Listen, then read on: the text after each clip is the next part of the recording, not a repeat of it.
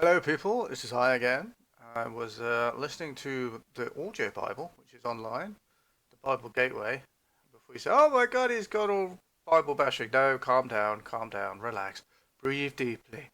I do study some parts of the Bible in order to get some judicial insights. Because remember, if you find yourself in front of the judiciary, there's one point of reference that they go to between the things that are right and wrong, and that is obviously the Bible. So if you think in this modern happening time that the judiciary that will have you dragged before them in order to answer for your actions, don't consult, dare I say, scriptures or the Bible or the definitions of time immemorial in relation to what is good and what is bad, then you're very much mistaken. So it's worth knowing what this tool can do for you. It's a tool for knowledge, wisdom, definitely not science. Now, I was going through this and I came across a word and I thought, what an interesting word. I've never heard about this. Now, I always go through the King James version, which is the oldie worldy, thou, thee, thy, verilies, all these kind of interesting old words, which are fascinating really when you start getting into them. And the more, an alms, alms. What the hell is an alms? So once you increase your vocabulary with some of these old and sometimes very powerful words, it's good to kind of put them in context to modern day living, modern day life, modern day values, trends, fashions, popularisms, all kinds of stuff. And it's like my mother always says, nothing's new. So, Matthew 6, very interesting. And this is actually, this particular section is covered in other Gospels, the New Testament Gospels. So, Matthew, I think it's in Mark, and I think possibly John. I can't remember.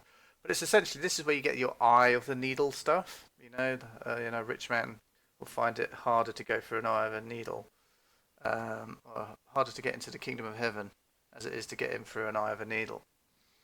But on that basis, it goes on to say something very, very interesting, which I would like to share with you as soon as I find that word. There it is. Boom.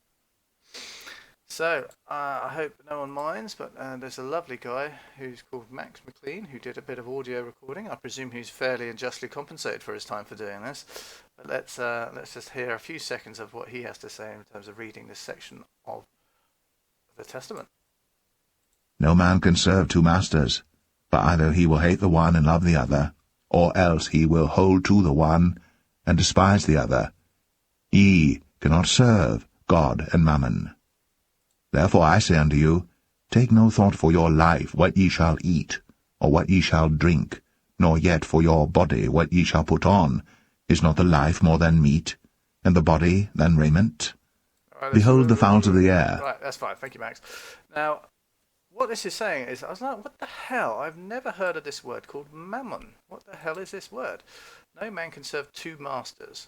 So it's kind of like you're either good or you're bad. Essentially, this comes up quite a lot in various forms, especially if you're looking at things like is it sinology? You're either one or the other, zeros and ones, black and white. Okay, so you can either serve one or the other, but you can't have two masters. No man can serve two masters, for he's either good or he's either bad. You cannot serve God and mammon. I was like, well, what the hell is mammon? Let's have a look at mammon. So first thing I did, I went to, let's say we went to the etymology. I always like going to etymology. So mammon is a noun. It's a personification of wealth. Now, what is personification?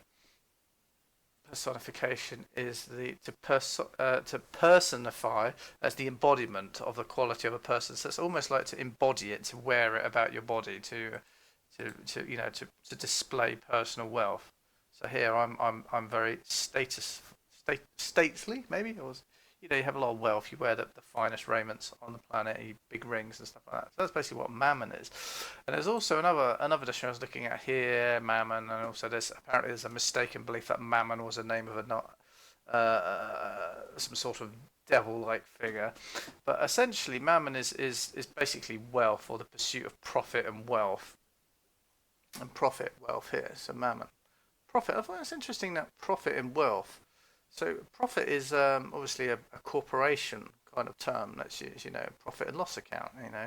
how much profit did your company make this year? Profit, profit, profit. And it's interesting that that word's being adopted quite exclusively for reporting a company's performance. Profit warnings, all that kind of stuff. So I was like, oh, that's interesting. So basically, it's about money, about seeking material wealth.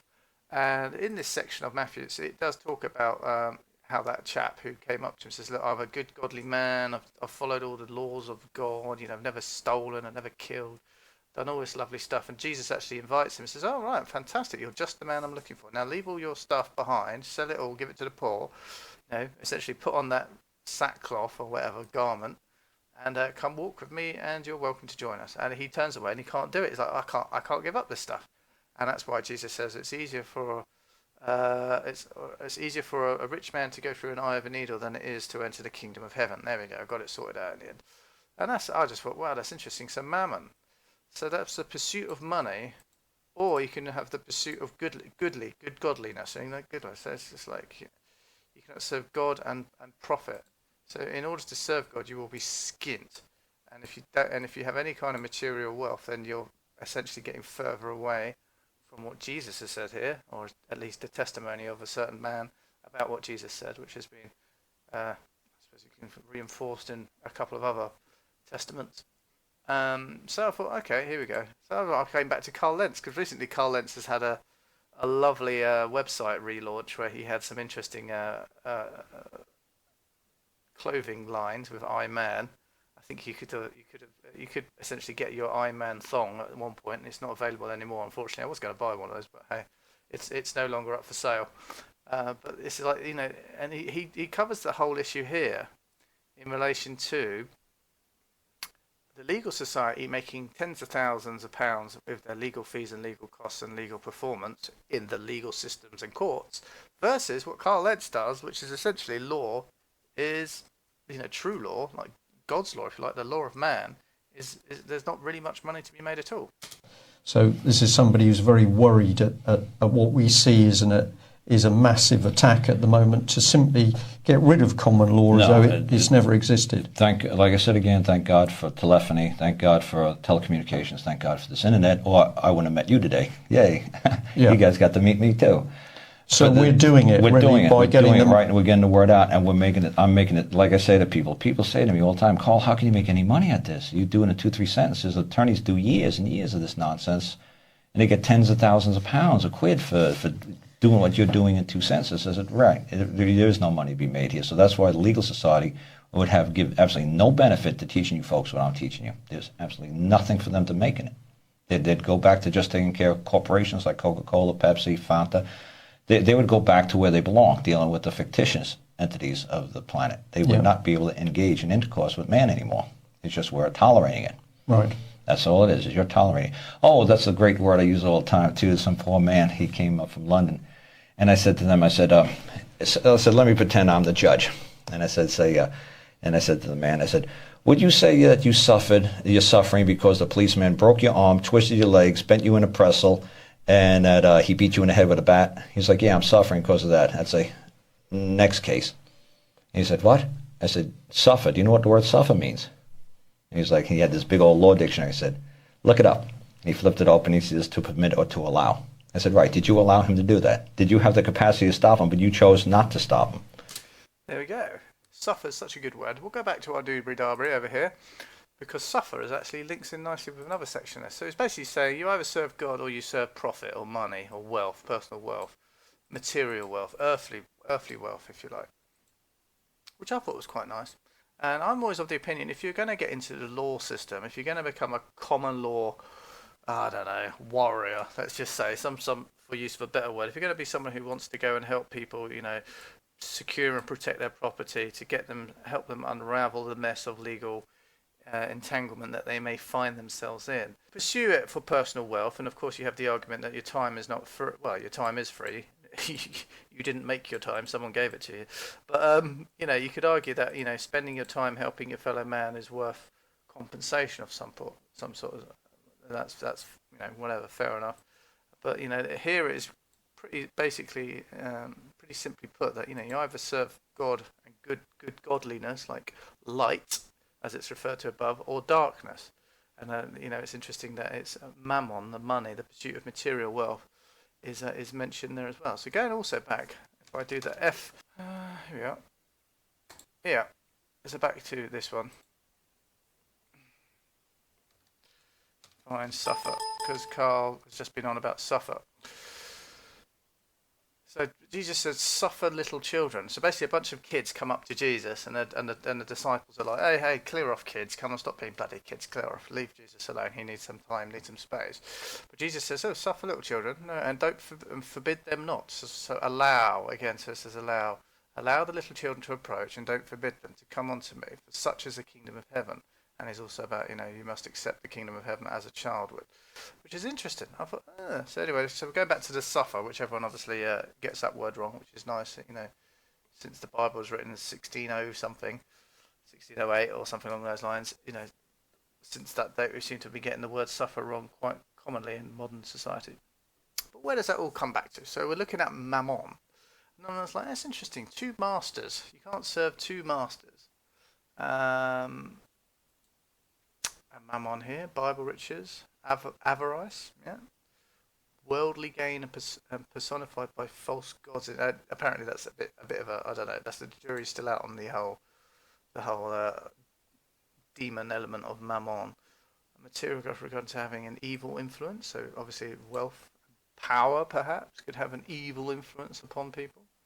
And then I thought, well, I know someone else who has 2 masters. You can't serve 2 masters.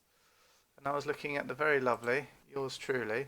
Congratulations to our liveryman, the Prime Minister. Congratulations to our liveryman, the Prime Minister. Our being from the perspective of a lovely organisation that falls into the City of London. So basically, Teresa May, which has been expressed by Sam Williamism on YouTube. So he does a lot of research into like these gentlemen's clubs and organisations. So the City of London has an interesting member who they like to congratulate here. Congratulations to our liveryman, the Prime Minister. What on earth is a liveryman? Liverymen of London, in the companies of London, liverymen are chosen out of the freemen. So if you're freeman on the land, so this all comes from City of London law books. The problem when you read, this is their documents, yeah. So when you're reading their private documents, their law books, their regulation books, their policy books, their code books. I mean, you think what you're reading is English, but again, this is very much a private language of a private organisation. So liverymen of London. So you think I'm reading English here, but it's not. In the companies of London, liverymen are chosen out of the freemen. They are chosen as assistants to the masters and the wardens in matters of counsel and for better government. And if any one of the companies refuses, if any one of the companies refuses to take upon him the office, he may be fined. So once you're part of the club here, if you refuse duties here, you're going to get fined for refusing your, dare I say, civic duty. So you have a duty here which you've obviously agreed to because you've gone cup in hand to this organisation and say, hey, I want to be part of you. So so you now have a duty of him in office and may be fined, and action of debt will lie for that sum. So that's basically a position within the City of London here. And congratulations to our new Prime Minister. I suppose it's our as in the nation's our, the people's, the Prime Ministers, the Queens, the countries, the counties, the lords, the nobles, the spiritual lords, all these people. These are our. Congratulations to our new Prime Minister, the Right Honourable Teresa May, MP, PC. Don't know what that means. Who has been a member of our marketers for the past 17 years. Well done, darling. You're now Prime Minister. Joined as a freeman in 1999 and gained freedom of the City of London and becoming a liveryman of the company in 2001. So it only took her 2 years. At the time, she was a Conservative MP for Maidenhead. Maidenhead's in England. It's got nothing to do with the City of London, as far as I'm aware. But it's interesting that she got voted in for a county outside of the City of London, because the City of London is counted as a county. And Maidenhead, a post she still holds. So not only is she the MP for Maidenhead, but she's also a liveryman for the City of London and Prime Minister for the country. And presumably has oaths of allegiance or some sort of oath to the City of London, as well as having oaths to the Queen, which they all have to take when they join the government. They have to bear allegiance, if you will. So it's interesting that this is a lady of many masters and many influences and many associations, and yet she holds the one position of power of running the country for the benefit of all plebs or fellows, if you like. So I just found that rather fascinating and intriguing, if you will, in a certain way. But it's interesting. It's worth reading the Bible. It's got a lot of good stuff in there. People always go on about Deuteronomy and Leviticus, but there's gems all over the place. Romans has some gems. The New Testament has some gems. I mean, if you go to the next, I think it was the 7, the very next chapter of the one that I was just reading. It goes on to Matthew 7. Judge not, yet ye be judged. Judge not, yet ye be judged. So who can call them in the Christian sense of the term? Who can sit up there and call themselves a judge? Who can judge you? When we all know that, the whole point of the Christian belief is that you're only judged after you die, based on your actions in this life, whether they be good deeds or bad deeds. And you've also got Matthew 5:30 something. This is a good one to know. Matthew 5, I think it's 34, if I remember rightly. Matthew 5:34. This is about taking oaths. So when you take an oath, but I say unto you, swear not at all, neither by heaven, for it is God's throne, nor by earth, because it's his footstool, neither by Jerusalem, for it is the city of the great king, neither shalt thou swear by thy head, because you can't make a hair white or black on your own head. Well, you can now, hair dye obviously, but it's saying you can't change the colour to white or black if you wanted to. You have no control over your body in some respects. You just, in terms of its aging.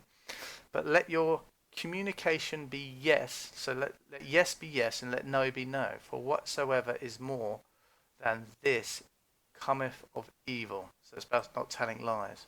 So it's interesting they ask you to swear on the Bible when you go to court, when really what Matthew's highlighting here, I think it's Matthew 5.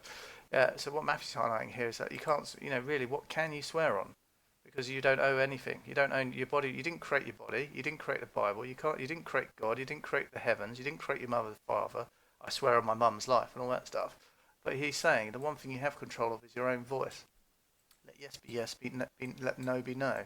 So it's essentially he's saying let your word be your bond, which is why in our culture, telling lies is a massive dishonour. Once a lie, always a lie. Unfortunately, that's gone by the wayside somewhat. But there we go. I just thought I'd do a little insight. I'm going to do a few more interesting things as and when I find them. That might be little nuggets of gold or gems that are hidden in the Bible.